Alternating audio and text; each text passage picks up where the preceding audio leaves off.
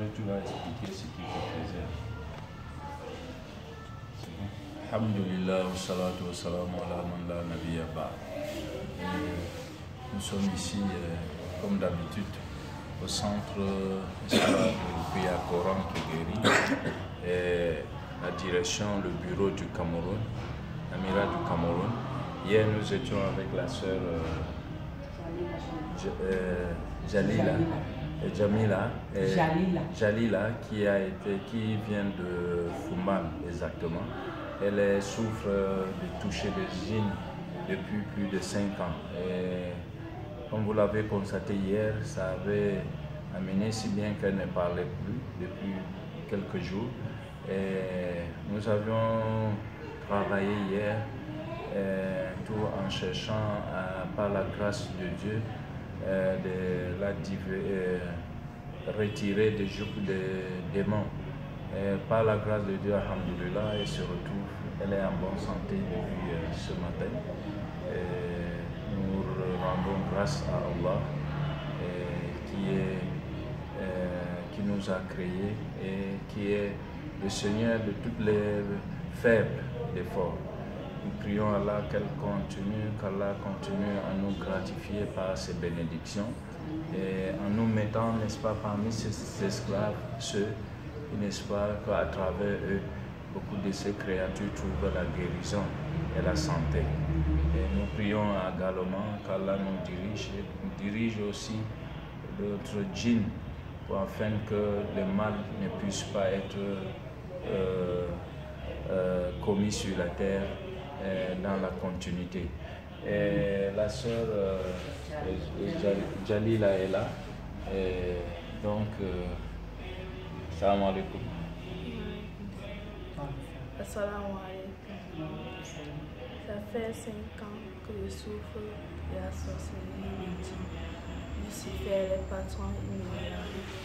Lucifer et ses gens, ils me dérangent depuis 5 ans. Depuis 5 ans, je ne dormais plus bien. La nuit, ils viennent me chercher, je m'envole avec eux. On part dans une grande maison, il y a une grande table au milieu. Il y a le sang des gens, la chair des gens, c'est ça qui nous prévient. Et le sang, c'est la source. Ils nous disaient de tuer. Et quand tu ne voulais pas manger ce qui est sur la table, on te tape. On vous tape jusqu'à le sang sort sur vous. Le matin, quand vous vous réveillez, vous voyez le sang. Le matin, quand je me réveille, je vois le sang sur moi et j'ai mal partout. Partout mon corps me faisait mal, je n'arrivais plus à me tenir debout. Et le matin, à 5 heures, quand ils savent que mon père vient déjà pour me réveiller pour la prière, et quand il est l'heure de la prière, il vient me laisser. Et quand mon père vient me dire non, je me lève. Je ne peux pas faire la prière. Il y a des fois quand je montais sur mon père faire la prière, je voyais la tête de quelqu'un sur le staff en haut. Et je n'arrivais plus à prier. Et quand je voulais lire le Coran, ça n'arrivait plus à bien sortir. Je ne prononçais plus les mots très bien. Et par la grâce d'Allah,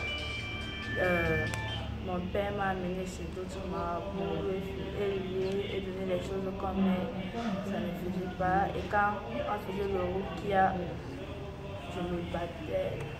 Bon, je ne me rappelle pas bien. C'est que ça existe quand on fait le rukia, on me raconte. Quand on finissait, quand il était à bonne santé, on me racontait tout ça.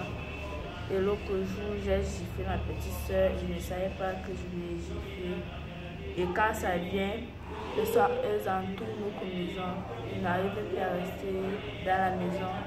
Quand elles sont venues, elles ont fermé ma bouche dans la chambre. Je ne pouvais plus entrer dans la douche. Comme mon père, on a une grande concession. Il y a 5 douches. Je ne pouvais pas entrer dans une douche. Je suis partie loin chez ma grand-mère. Chez ma grand-mère paternelle. Je me suis lavée. Elles me commandaient que si je tue ma famille, elles vont me donner des villas, des voitures, tant de choses, des merveilleuses choses. Et ils me disaient de partir avec eux. Mercredi dans la nuit, quand on m'envoyait au retour, eux m'appelaient que je viens, je parte avec eux, je ne voulais pas. Elles ont dit que je viens à la maison prendre le couteau et tue tout le monde avant de rentrer. Quand elles sont venues à la maison, J'ai demandé le couteau à ma mère, elle ne voulait pas me donner. Et après, je ne sais plus ce qui s'est passé. Eux ont attaché ma langue, eux ont attaché mon cou. Je n'arrivais plus à parler. Et grâce à l'échec, grâce à Dieu, le remède qu'on m'a donné, il a mis sa main sur ça, alhamdoulilah, ça m'a aidé. Et sans oublier, Cheikh Ibrahim, il m'a dit qu'il a un envoyé de Dieu. Depuis 2 ans, on cause ensemble. Quand il vient, je parle à la mosquée avec lui, on parle ensemble, il me dit que c'est Dieu qui l'a envoyé et c'est lui qui a dit que Dieu a dit qu'on m'amène ici là et j'ai toujours dit à mes parents et alhamdoulilah, elle m'a donné. Qui est Cheikh Ibrahim? Qui est Cheikh Ibrahim? Il m'a dit qu'il est un envoyé de Dieu. Et un djinn envoyé de Dieu, qu'il n'est pas venu pour me faire du mal, il est venu pour me faire du bien. Ok. Oui, c'est que bon, c'est l'histoire de Jalil, elle essaie de raconter, mais on a toujours des histoires pareilles, c'est-à-dire Ibrahim dont il parle, c'est un jeune musulman qui l'a guidé de venir ici au centre pour pouvoir, n'est-ce pas, se traiter par des méthodes qui sont basées sur le Coran et la sunna du prophète Mohammed sallallahu alayhi wa sallam. Et comme vous le connaissez que la plupart des gens se traitent, mais se traitent à travers des choses qui sont prohibées, en égorgeant, en sacrifiant des bêtes ou bien du sang, ou en accrochant sur le corps des amulettes, qui par contre, n'est-ce pas, appellent encore ces démons-là de venir, ce qui est prohibé parce que ça c'est le shirk, et cela est parmi les péchés que Dieu ne pardonne pas sauf si quelqu'un se repent.